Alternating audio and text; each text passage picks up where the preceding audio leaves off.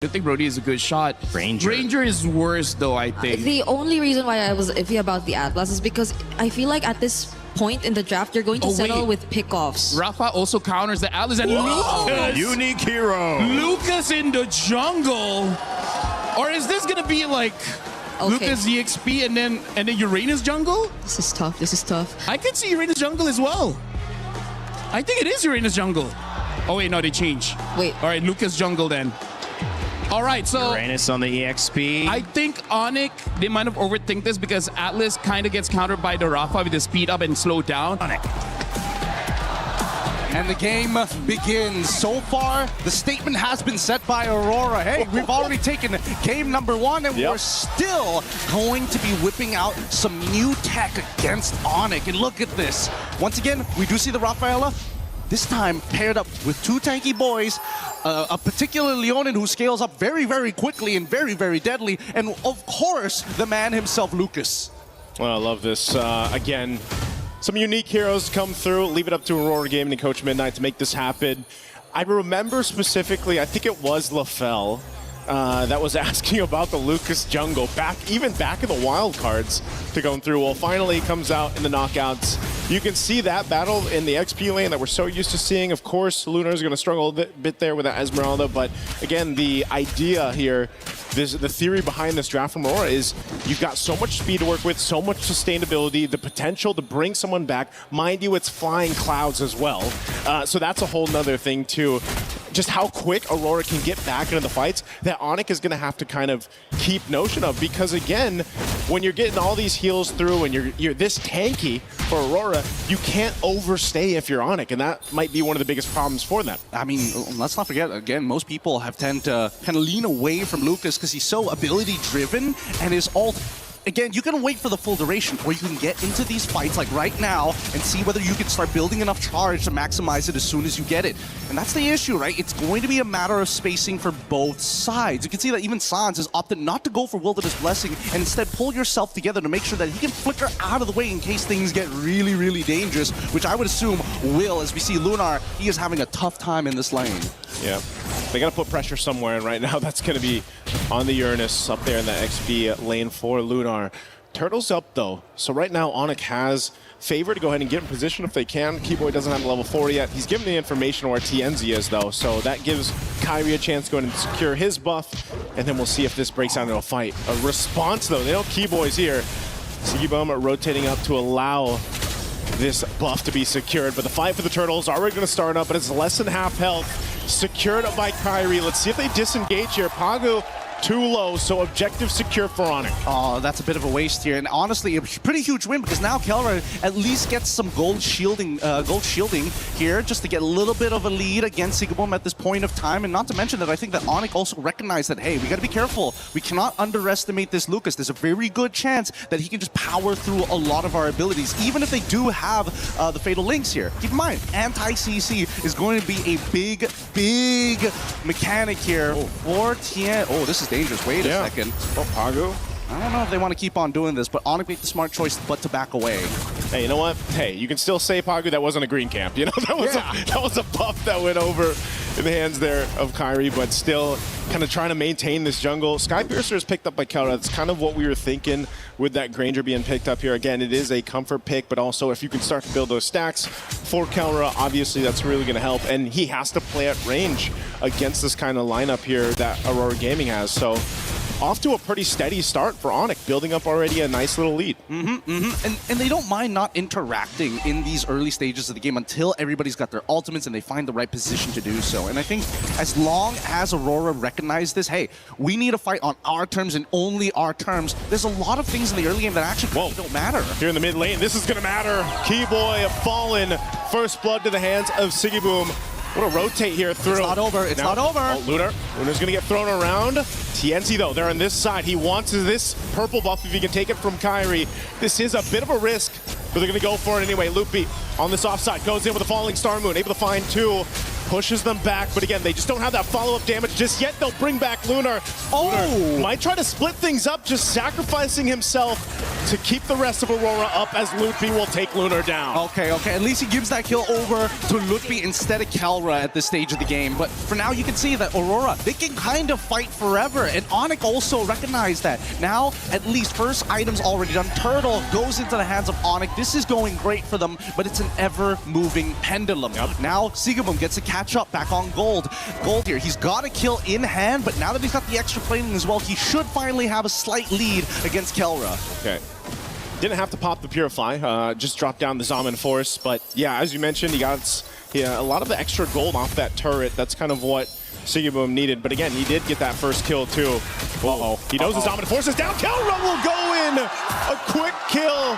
The killer instinct for him, knowing Zaman Force wasn't available.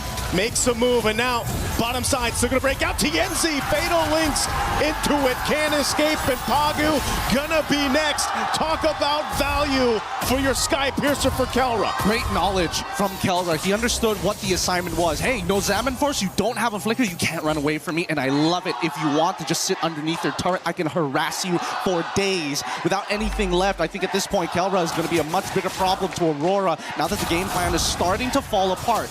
Luckily for Sigabum, he doesn't lose too much here because they still have the passive from Rosa to get the revives down. But Kelra, now building up on these Sky Piercer stacks, they need to cut it in half at some point in the game. Yeah, you know when that setup happens and you don't have the Zaman Force available for Sigabum, ONIC will take advantage of that. So a really good decision there. Pagu obviously need to pick up a little more defensiveness, gets a Radiant Armor locked in now for him, but it's just, again, ONIC building up on this lead very early on is going to be great for them. Turret going down up top side. It looks like Sigabum should be able to get that one, but now Lunar could possibly be in trouble. The rest of the teams here, though, is tanky enough. Picks up a Dominance Ice, but this Turtle is up. Are we going to see 3 for 3 for ONIC in the Turtle department? Probably. They're going to have to contest this, I suppose, but the lead isn't looking too good. And I think the real question is whether or not Kelra is going to be here for the fight. And it looks like he is. They've already taken the tier 1s on both sides, both, again, losing lanes for Aurora at this stage, considering everything that has happened. But if they can find the opening, and here comes Lunar. Yep, they're going to go for it. Lunar just blasted down, though. Has to pop the Consecration. TNZ looking for his own opening. Wrath the Dryad locks down Keyboy. They get thrown out by the Lantern, and Loopy's gone. Kelra flickering defensively. They're going to fight it out. Kyrie able to get the Turtle. Taking out Pagu, too. It's a trade. And now with the speed, they're able to get some distance here for Aurora Gaming. They're going to go ahead and respawn, revitalize Pagu back up.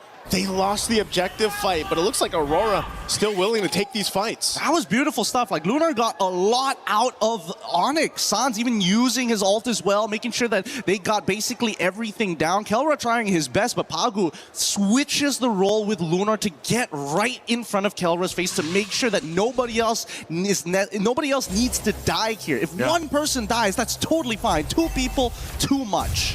Ooh, Malefic Roar now picked up too. Again, a final, well, Fatal Links, instant kill.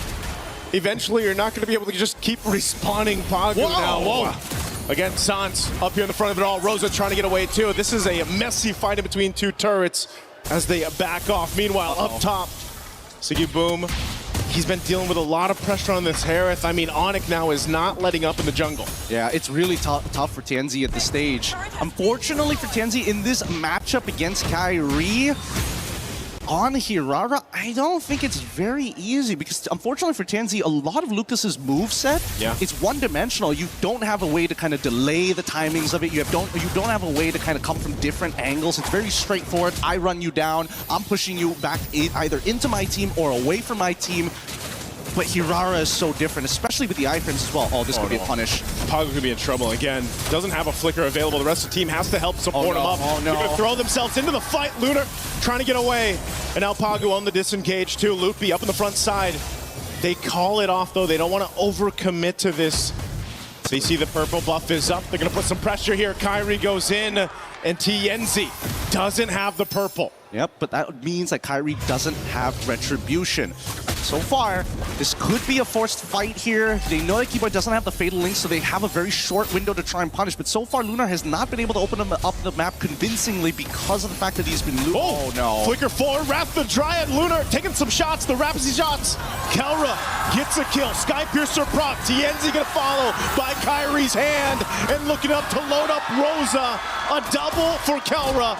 They ignore the Lord, they go for Pagu. Pagu, where's a tree to run here, man? Being chased down by Sans and Kelra.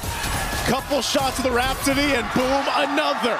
Man, Sans and Kelra are playing out of their minds right now. Sans, hyper-aggressive here, really big punishes on TNZ, making sure, like, even though TNZ has anti-CC, doesn't necessarily mean he's safe, right? He still needs Rosa to bail them with the extra movement speed to help close that distance, because that's Lucas's biggest problem, right? TNZ jumps into the middle of this fight, tries to make something happen by pushing Lutfi out of the way, but unfortunately, the entire time, Sans is just building up the butterfly stacks on top of him. Rosa can try and bail him out of there, but once you are committed to the lightning, to the quick step, it's just too much to handle. And I think they just need to take a breath here. Think about it for a moment. So far, their main win condition is going to be Sigabum. The early game is done for Aurora. Yeah, this is tough too, because meanwhile, when all that happened, there was a great kind of split push happening with ONIC. You know, Loopy taking out that top turret, that defense shield. You can see it here in the mid too, being down max stacks here for Kelra. Just so much value on this Granger. It's comfort for a reason, and now they're knocking on the base turrets of Aurora Gaming as the mid turret falls. Lord makes its way down bot. Lunar, half health already. Even on this Uranus, he's gonna pop the Consecrate. All turrets are gonna be stripped out of the base of Aurora Gaming. But now with ONIC, a 10,000 gold lead. They dealt with this in game one, and now it's their turn. Keyboy looking for an opening here. Lord's gonna be worked on. Keyboy jumps on in. Fatal Links comes through on 3. Still on the defense too. They gotta hold it together. Kelra firing off of the backside. He's got the space to work with. Siggy Boom, all the shields in the world. They gotta go heal back up, and the crystals are already gonna be locked on. TNZ up on the front side. Kelra gets another. Make it a triple. Can he get the Maniac? They line it up. What a way to take game 2 for ONIC. A convincing win for ONIC.